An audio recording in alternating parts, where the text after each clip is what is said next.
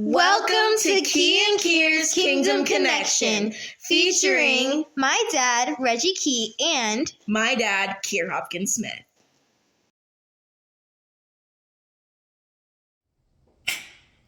Oh, my man. What's up? Kier and Kier's Kingdom Connection. Oh, come on with the Kingdom Connect. That Kingdom Connect. All right. So that's what we experienced. That's what we want to talk about today. Connection. Specifically, come on. The men connecting. We had our typical men's Bible study on Monday nights. Battle Camp Bible Study is what we call it.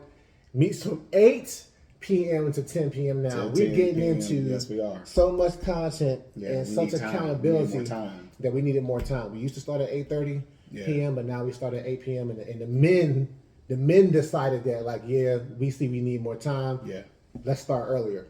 Right? So it was good. And last night I was led to, though we're a little behind, I felt the need to just share something. I like what you did, man. I really like what you did. Yeah, so I shared that I noticed since Thanksgiving break that I've had a hard time getting back into the regiments that I have for just keeping myself. I have some physical activities that I do. I jog in the morning. I do my little calisthenics and everything to stay stretched out, stay limber. And I have some spiritual exercises that I do. And I had noticed that since, I gave myself a couple of little days off, Thanksgiving. Yeah. It's good to rest. But I've noticed in this season of my life that when I give myself extended rest, it's harder for me to get back into my regiments. Yeah. And I talked to my wife about it because I felt bad yesterday. I was slow getting out of bed, didn't do my walking or whatever, and didn't do my regular prayers and everything. And I decided, even though it's good to confess, right? It's good to be transparent. I told my wife, but I felt like I needed to share it with the men. And when I did, open the floodgates. Yeah. Other guys was like, "Yo, I'm so glad you said that because I'm feeling it too." Like I'm feeling it and began to make these confessions, and then one really strong confession came out that the guy really revealed the dark place that he's been in, trying to get into this discipleship. Like he wants this discipleship bad. I can see it. Yeah. I can hear it in him. Yeah. But he's just been he revealed he's one of our newest members. He doesn't even know the other men like that. He knows me best because he's my cousin. But despite him being in the midst of strangers, the fellowship was real enough for him. It was real. Where he divulged some things like that he's going through. And it speaks to just how impactful it can be just to be honest with what you're struggling with, and how liberating it can be for other men to say, "Hey, man, I'm struggling too, though." Yeah, man. So we just thought we would talk about that because it really did leave a place for us to have some dialogue. I mean, the scriptures say, do not forsake the assembling of the brethren, and we didn't forsake it last night. We didn't forsake that thing. We did. And when you open that up, your transparency made way for others' transparency, right? So you sowed a seed. And I know sometimes we think that, that every seed that we sow is only going to act like agriculture does. But there are things that expedite in the spirit that as soon as you open your mouth and you sow the seed of transparency, it's like there are those souls and spirits that are just in waiting. Yeah. And as soon as you release it, that it kicks in. And we saw that last night because we as men, we have to deal with stuff. And we're going to deal with things as men, right? We're going to deal with stuff. Sorry. And it's important for us as men to learn how to relate with each other. Because there is a narrative in the culture that tells us men only handle things like this. Then there's this narrative that's in the scriptures and in the kingdom of God that says, well, if you handle it like that, you actually create more limitations than you do freedoms. But if you handle it like my way, it creates more freedoms and less limitations. Yeah. Right? And that's what happened last night, man. It really opened up. And not only did it open up the dialogue, but it opened up hearts and souls to receive better than they had before.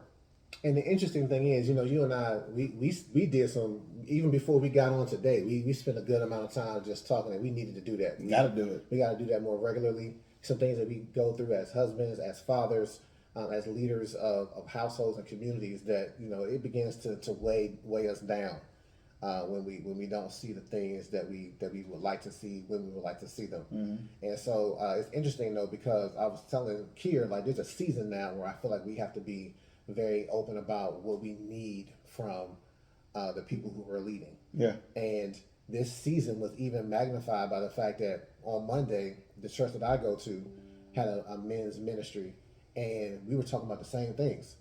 How it's tough. Now, what I was saying earlier was as tough as black men to go into society and to have to play to what other people need us to be in order for them to feel safe and for them to feel comfortable and for them to feel like they can exist within our spheres of influence, right?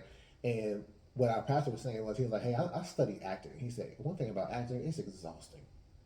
And he was like, if you put on this face, this facade, and you go into the workplace, and you go into your church, and you go into these places, and then you come home and you still gotta wear this mask, he's like, that's exhausting. And he's like, we have to have these places, these safe places where we can take the mask off and be like, it's okay to be vulnerable. It's okay to break down and to have your emotional reaction to the things that you're just a weight that we just carry that becomes a yoke. Yeah. And Jesus never intended for us to say, hey, my yoke is easy and my burden is light. And cast down your put your burdens at my feet, right? Yeah. And so just having a place to be able to do that as men, black men, it's really important. And we saw the benefit. I saw the benefit of it twice this week, but just being able to see the benefit of it yesterday meant a whole lot. Yeah, and it does, man. And us being able to create, because sometimes we can either one, be the ones that initiate these kind of atmospheres, or two, someone else can initiate the atmosphere for us. But it's important for us to have it, because one of the things that I was sharing with your cousin on there, because you even said something to him, because he was like, man, I'm being taught, to hold these emotions, and because that's what a man does. A man holds his emotions, a man doesn't. And he was like, well, actually, what I'm seeing is that the world is actually deprived of godly men sharing godly emotions in a godly way. Yeah. The world is actually deprived of it. Households are deprived. Children are deprived. Workplaces are deprived. Ministries are deprived. There's too many arenas that are actually deprived of men being able to express things appropriately and to not have to keep bottling things up. And I truly believe it is a ploy of the enemy to get more men to bottle. You already listen, because we there, you already see it going all the way back to the garden. The Bible says that when Eve was tempted, it says her husband was there with her. He was quiet. He was quiet. He bottled. And in that moment, what happened?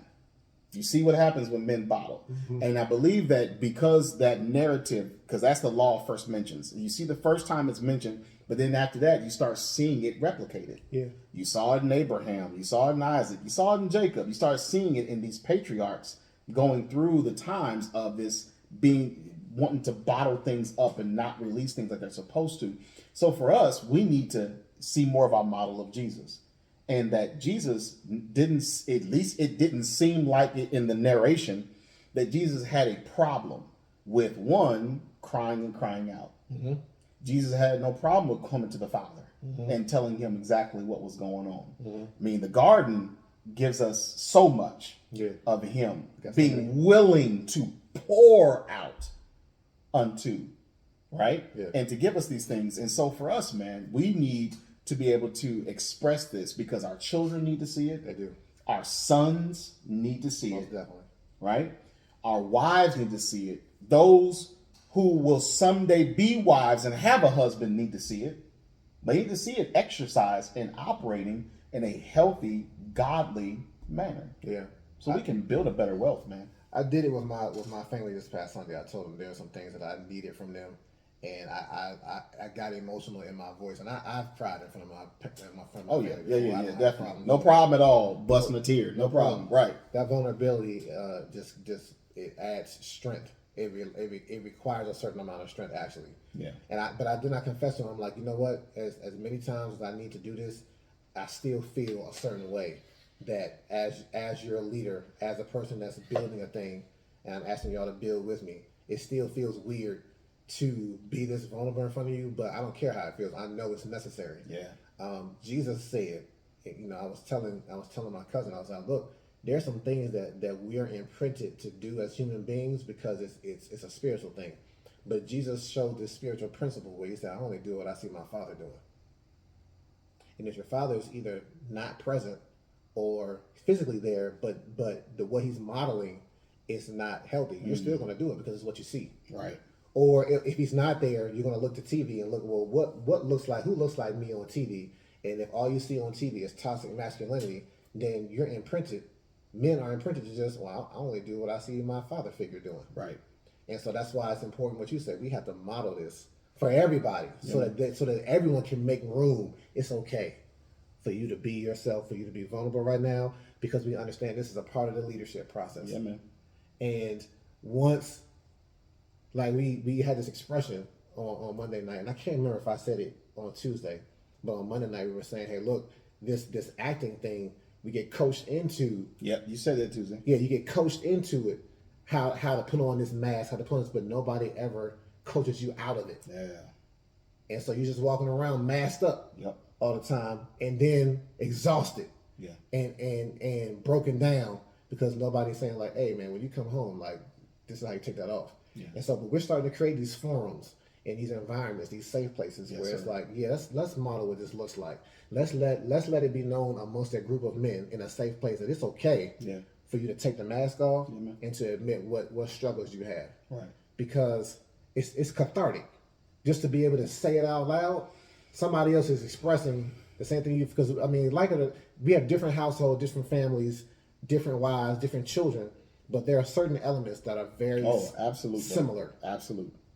If we're striving for the kingdom, right, as men of God, there are some things that we're going to encounter, and if we keep those encounters to ourselves and our reactions and our experiences to ourselves, then we're doing the man next to us a disservice. Yeah, we absolutely are, and that's not what God has called us into. He's called us into. You talked about those safe spaces, safe places. And I was talking to another man of God that was going through some things, emotionally, mentally, in his family. And I asked him a very specific question. And I said, it can be rhetorical for now, but I need you to answer this question eventually. Do you have a soul level connection with another man that you can, for the lack of a better term, let your hair down with? That one that you can take the mask off, and his objective is not to cast condemnation on you for it, but it is to, as Proverbs 27:17 says, as iron sharpens iron, so does a man sharpen the countenance of his friend. And I asked him that, and he paused, and I said, that's fine. I'm okay with your pause, but I have to not only ask you this question, but I also need to prompt this in your soul. You need this. Yeah. Every man needs this. Every man needs a soul level connection with another man. And yes, you will have your wives, and we thank God for the role that a wife has in a man's life. For those who are married, there's a role, right? But there is another role that God has between two men. And listen, God bless it. When it came to Saul and Saul's children, Saul didn't just have Jonathan as his only son. No, he had sons and daughters. But you didn't see David's soul tied to one of the women. No, it was tied to Jonathan. Yeah. There was something about that connection that was necessary, right? And so it's important because as we grow and we build, we need to have a safe space. And this is what God has blessed Reggie and I with, is a safe space to be able to converse, the safe space to be able to release, the safe space to be able to cultivate. And I can not only release a thing to Reggie, and he can release a thing to me, but he can also give back to me, and I can receive it.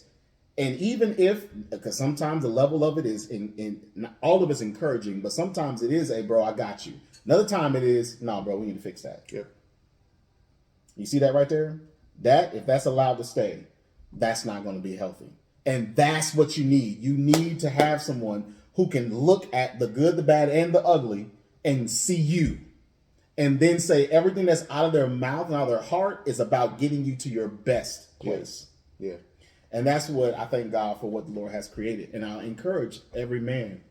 And so if a wife is watching this and you've seen through your own observation that your husband does not have this, begin laying foundations of prayer for that.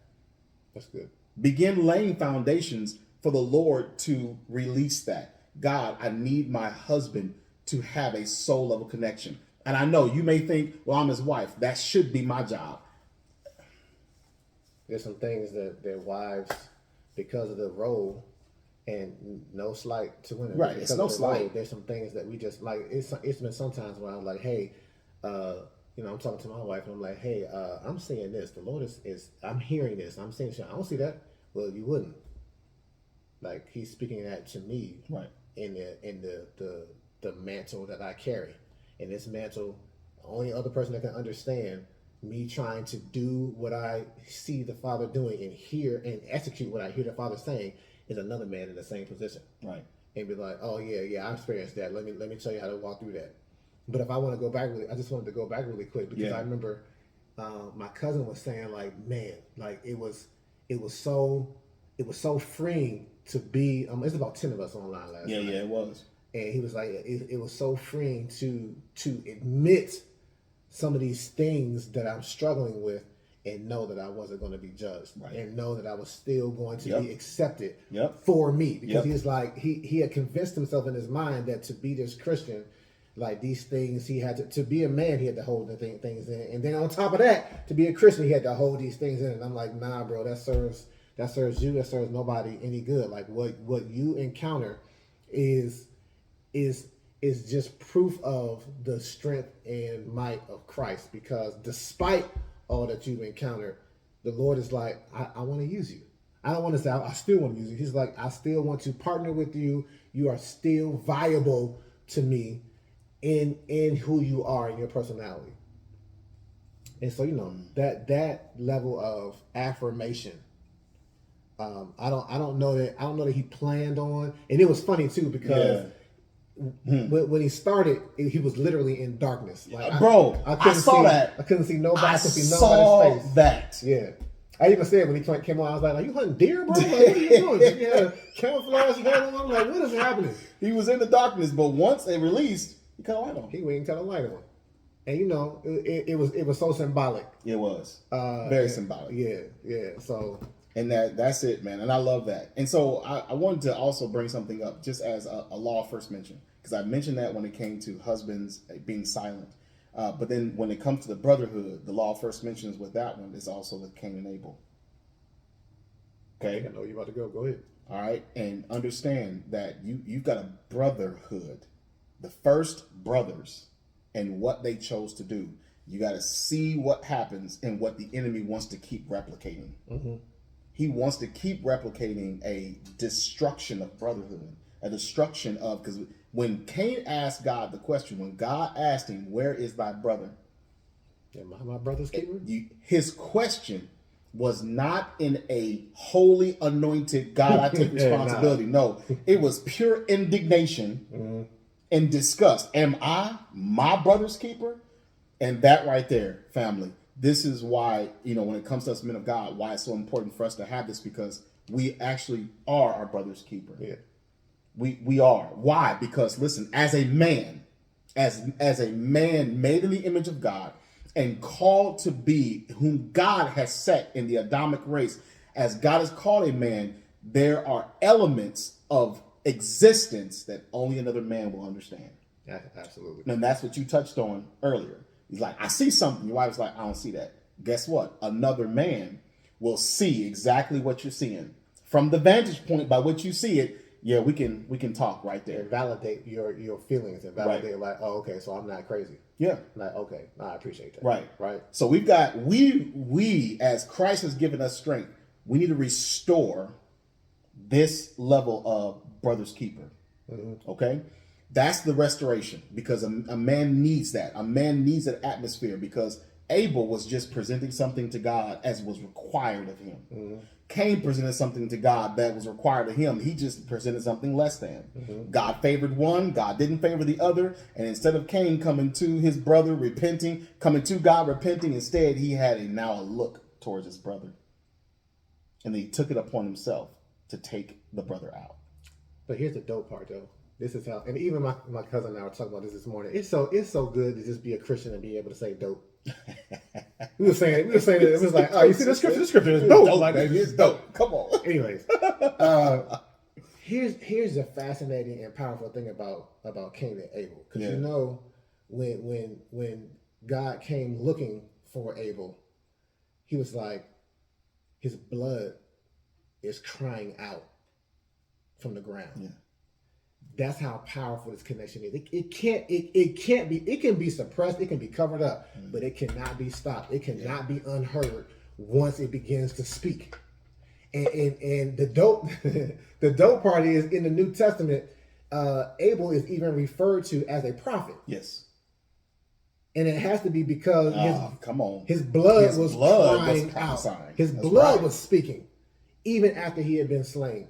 And this lineage that we have as in the Adamic race, as men of God, as men in this, as whatever type of man you are, there's a lineage that's just crying out. That's just like, I need to be heard. I need to declare a thing, and I need to have a response. Yes. Back to what I'm saying. Yes. To know that my voice is heard, my voice is valid. Come on. My voice is victorious. That's right, bro.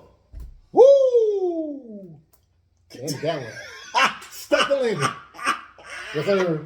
Yes, you did, because that was dope. Thank you, Jesus. That was good, man, and I like that. I'm glad how you brought that, because that just speaks to everything that we're talking about. A man needs to be heard. A man needs to be heard, and God is going to hear the man. But we bleed, and our blood is crying out, and we need to be heard. And so, if another man is necessary, then that's what's necessary. Mm-hmm. Families need to hear the man in your family. Hear what he's saying and hear what he's not saying. That's not going to say that too. Yeah. Hear what he's saying and hear what he's not saying, and be able to relate. And if you don't have the filter, it's okay. Pray unto the Lord to give you the filter to be able to hear the man, and then pray for the Lord to give the man the filter to be able to speak it. Yeah. God is powerful. Yeah, he is. I'm reminded of New Jack City. It didn't end well, but when he said, "Am I my brother's keeper?" Yes, I am. And then we cut the scene right there, because what happens afterwards is not brother at all. It's not our brother at all. Yeah, but right. Yes, cut right there. Yes, I am. Yeah. So am I my brother's keeper? Yes, I am. We are. We keep that. So blessings to y'all. Y'all know how this works. We appreciate you guys for tuning in to Kier and Kier's Kingdom Connection, because this is Kingdom Connect, right? This is what we do. And y'all know, y'all find us on our platforms, Forti Ministries. Power of My Testimony. Kingdom Kinship on Spotify. We got to keep dropping that in there. That Spotify is there now, y'all. Y'all can find us there, and we're gonna keep putting on the content.